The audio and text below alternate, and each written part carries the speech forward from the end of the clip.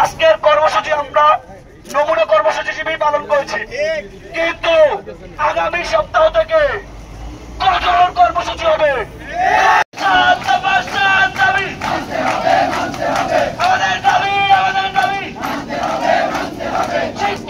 নানাবিধ সংকটের কারণে টেক্সটাইল ইঞ্জিনিয়ারিং কলেজগুলোয় শিক্ষক সংকট তীব্র আকার ধারণ করেছে। শিক্ষক সংকট নিরসনে আমরা 7 দফা দাবি ঘোষণা করেছি। সেই 7 দফা দাবিতে আমরা আজকে 5ম দিনের মতো শাটডাউন কর্মসূচির সাথে বিক্ষোভ ও অবস্থান কর্মসূচি পালন করতেছি। সাথে আমরা বস্ত্র অধিদপ্তর ও বস্ত্র মন্ত্রণালয়ের কুশপুত্তলিকা দাহ করতেছি। আমাদের দাবিগুলো হলো শিক্ষক সংকটের স্থায়ী সমাধান।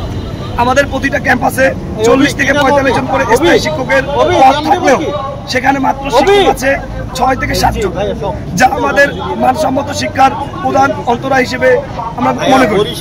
আমরা উচ্চশিক্ষায় শিক্ষিত হয়ে দেশের অর্থনীতিতে ভূমিকা রাখতে চাই।